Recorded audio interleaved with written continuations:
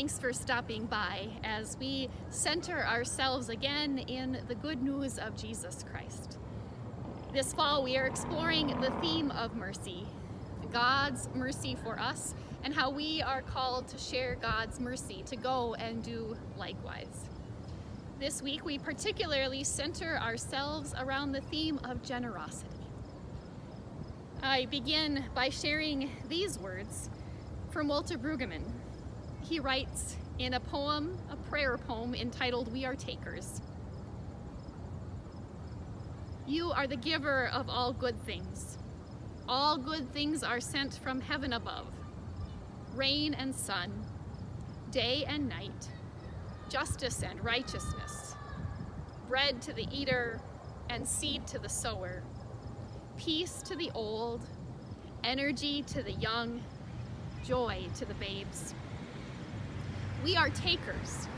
We take from you, day by day, daily bread, taking all we need as you supply, taking in gratitude and wonder and joy, and then taking more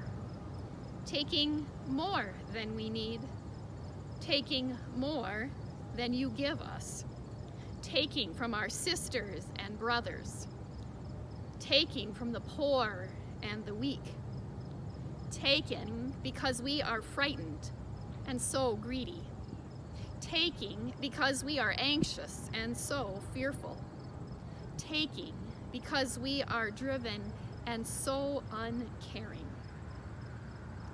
Give us peace beyond our fear and so end our greed. Give us well-being beyond our anxiety and so end our fear. Give us abundance beyond our drivenness and so end our uncaring. Turn our taking into giving, since we are in your giving image. Make us giving like you, giving gladly and not taking, giving in abundance, not taking, giving in joy, not taking, giving as he gave himself up for all of us, giving, never taking. Amen. You probably remember the song about Zacchaues. Zacchaues was a wee little man, and a wee little man was he. He climbed up in a sycamore tree just to see what he could see. Zacchaues was a tax collector. You could say that he was a professional taker.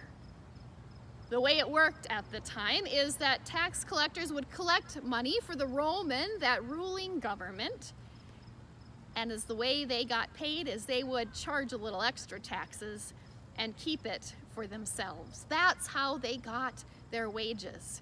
So there may have been honest tax collectors out there, but tax collectors had a reputation of being takers, of taking more than their fair share.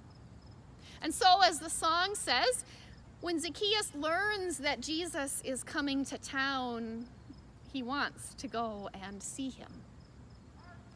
And the Bible story of Zacchaues is found in Luke chapter 19, and I want to read from you where it picks up from the story today. So when Jesus came to the place, he looked up and said to him, "Zacchaues, hurry and come down, for I must stay at your house today." So he hurried down and was happy to welcome him. All who saw it began to grumble and said, "He has gone to be the guest of one who is a sinner." Zacchaues stood there and said to the Lord, "Look, half of my possessions I will give to the poor. And if I have defrauded anyone anything, I will pay back 4 times as much." Then Jesus said to him, "Salvation has come to this house because he too is a son of Abraham. For the Son of Man came to seek out and to save the lost." I'm guessing Zacchaues, the taker that he was, the tax collector that he was, maybe didn't have a lot of friends. I noticed as I read this story today something new. That when Jesus invites himself to Zacchaeus' house, Zacchaeus isn't reluctant about it. In my head, I've always imagined that Zacchaeus is reluctant about welcoming Jesus. But that's not what the story says. The story says that he is happy to welcome him.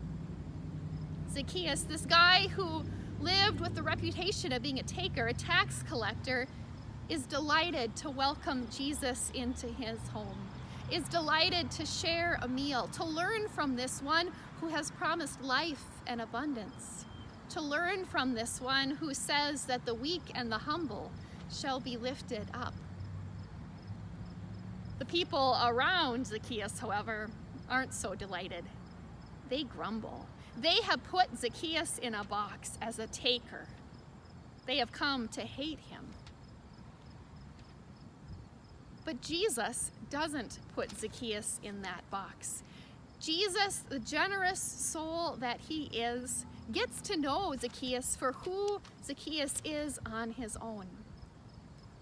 And in the encounter, it seems that Zacchaeus' heart is opened up a little bit. Zacchaeus says, "Look, half of my possessions I will give to the poor."